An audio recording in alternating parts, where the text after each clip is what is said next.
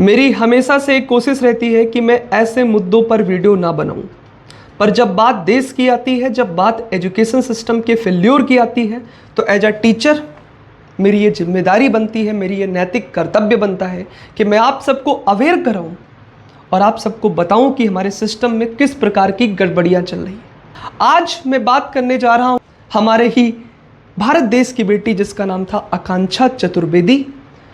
इस देश में नीट का एग्ज़ाम मेडिकल एंट्रेंस एग्ज़ाम होता है जिसकी मदद से हमारे देश के बच्चे डॉक्टर बनते हैं। आकांक्षा का भी सपना था डॉक्टर बनने का, और जब नीट का पेपर लीक हुआ तो आकांक्षा का वो सपना टूट गया।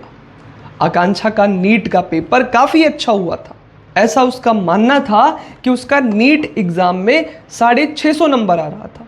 अब जिन लोगों को नहीं पता कि 650 नंबर का क्या महत्व होता है, मैं आपको बता दूं, अगर कोई नीट एग्ज़ाम में 650 नंबर लेकर के आ रहा है तो वो काफ़ी अच्छा मेडिकल कॉलेज पा रहा है, वो काफ़ी अच्छा डॉक्टर बनने वाली लड़की थी, वो एक डिज़र्विंग कैंडिडेट थी जो कि इन फ्यूचर काफ़ी अच्छी डॉक्टर बनती, और वो काफ़ी ब्रिलियंट भी थी।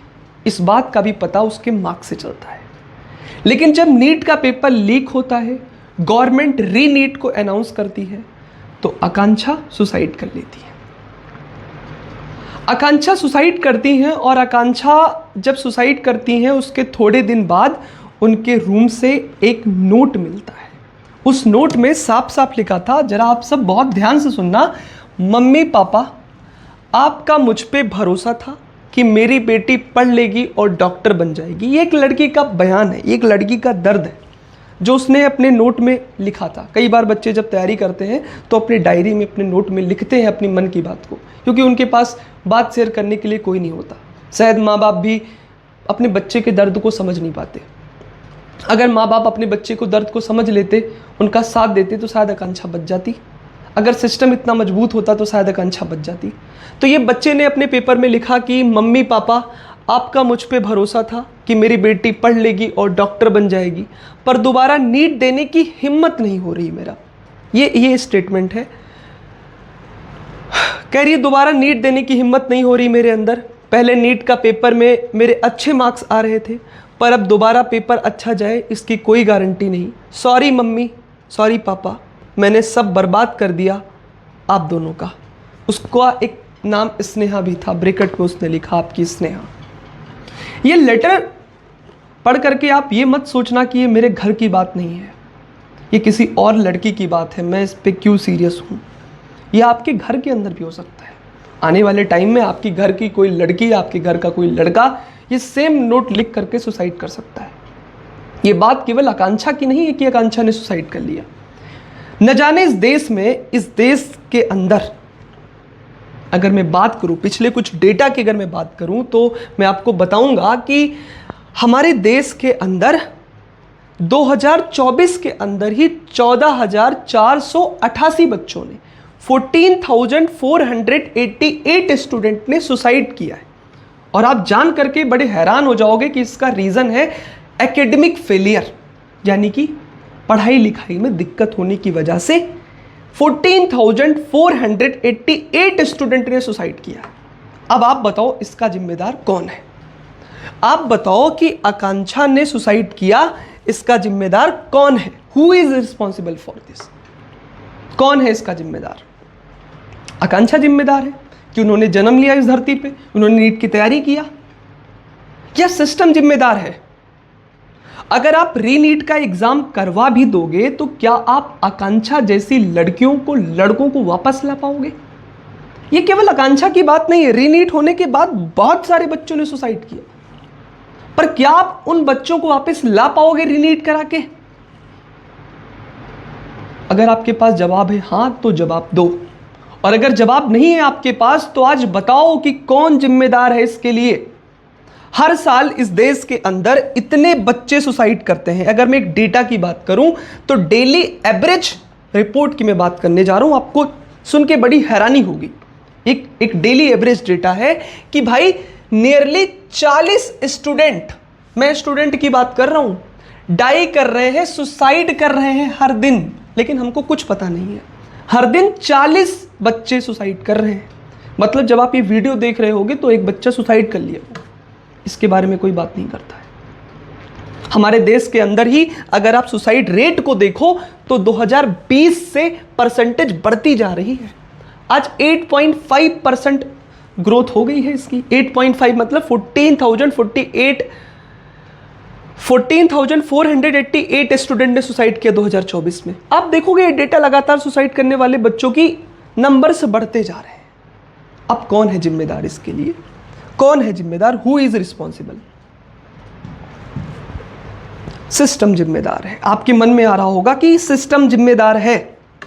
17, 18 साल, 19 साल के बच्चे जब हमारे देश के सुसाइड करते हैं और उसका रीज़न एकेडमिक फेलियर होता है इस देश का, तो ये सोचने वाली बात है। 10 सालों की अगर हम बात करें तो 89 पेपर लीक हो चुका है। आप कह रहे हो भारत देश बहुत आगे जा रहा है, बहुत तरक्की कर रहा है। क्या इसे ही कहते हैं तरक्की? क्या इसे ही कहते हैं सिस्टम का मजबूत होना? जिस देश को बर्बाद कहा जाता है, अगर किसी देश को बर्बाद करना है ना, तो आप उसकी शिक्षा प्रणाली को बर्बाद कर दो, वो देश अपने आप बर्बाद हो जाएगा। जब उस देश की एजुकेशन को आप बर्बाद कर दोगे तो जो डॉक्टर्स निकलेंगे वो जिनका ट्रीटमेंट कर देंगे उसको मार देंगे।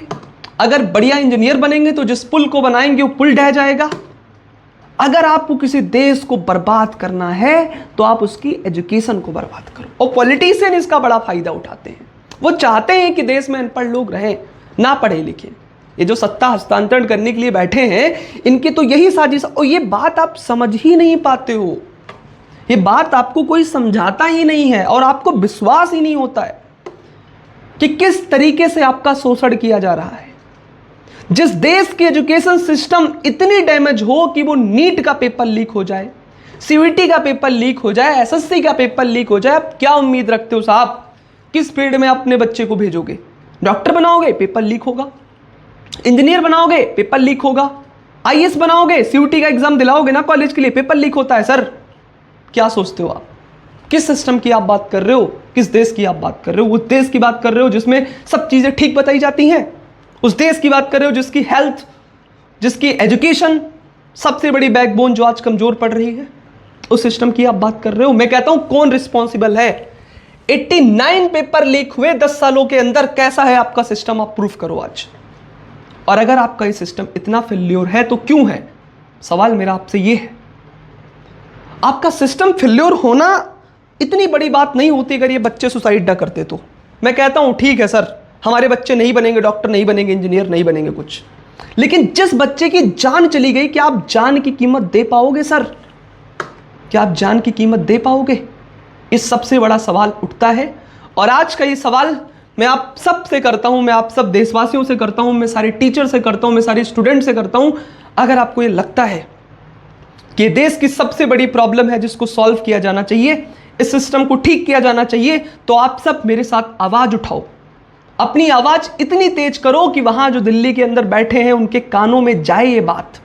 उनके कानों में नहीं जा रहा है, वो आक्रोश नहीं देख पा रहे, उन्हें लग रहा है सब नॉर्मल हो जाएगा।